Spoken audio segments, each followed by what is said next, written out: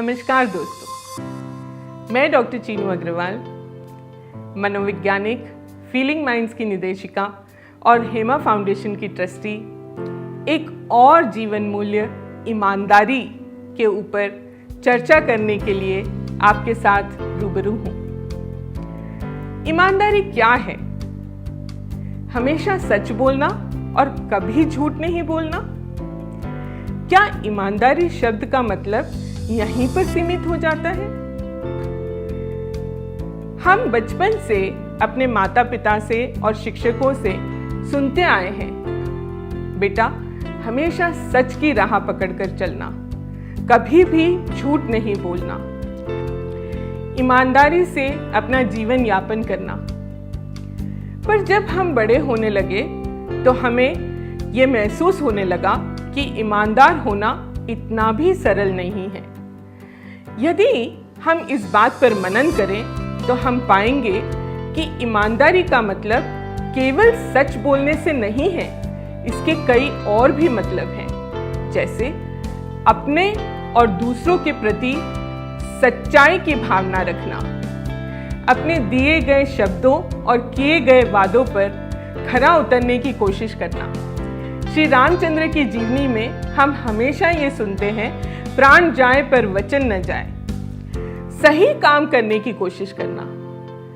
हमसे गलतियां होती हैं, इसमें कोई बात नहीं, पर अपनी गलतियों को मानना और उन्हें सुधारना, दूसरों के लिए हमेशा अच्छा सोचना।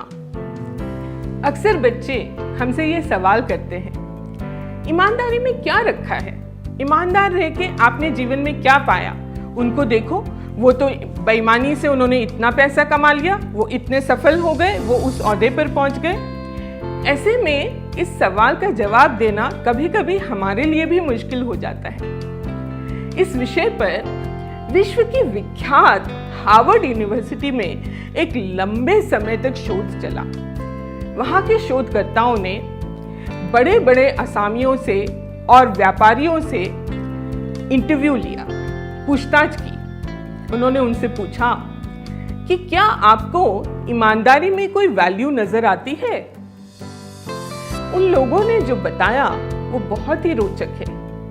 उन्होंने कहा, हम ये तो नहीं कह सकते कि ईमानदार रहने से आप बहुत पैसा कमा लोगे या आपको बहुत ताकत मिल जाएगी, पर ईमानदारी में एक निहित सुकून है जो बेईमानी में नहीं है।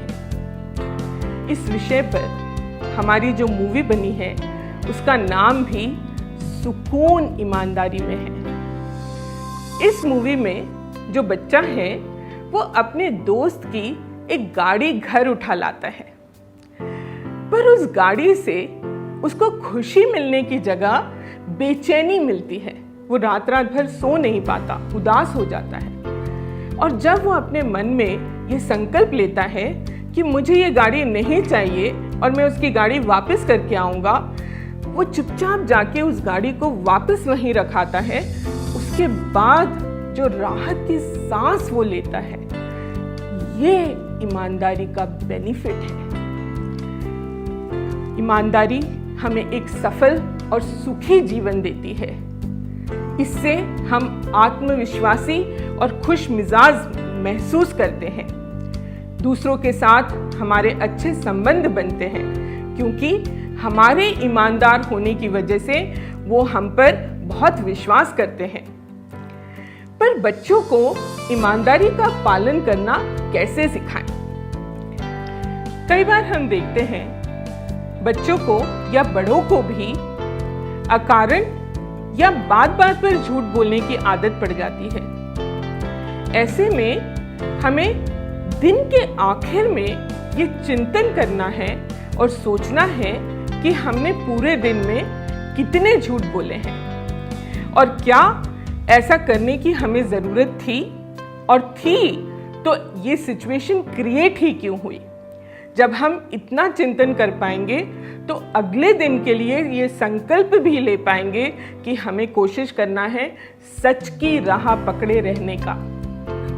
ऐसा तो नहीं हो सकता कि हमसे गलतियां हो ही ना, पर अपनी गलतियों को मानना और आगे वो गलतियां दोबारा ना करने का प्रण लेना, ये ईमानदार बनने का एक स्टेप हो सकता है। खुद को अपनी कमियों के साथ स्वीकार करना और खुद का सबसे अच्छा वर्जन बनने की कोशिश करना।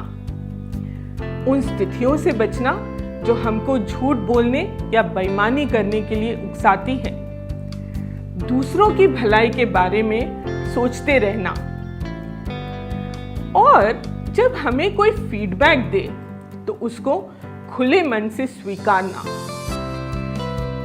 दोस्तों, बेईमानी से बहुत सारा पैसा कमाने की जगह ईमानदारी से थोड़ा सा कमाना भी बहुत सुकून देता है।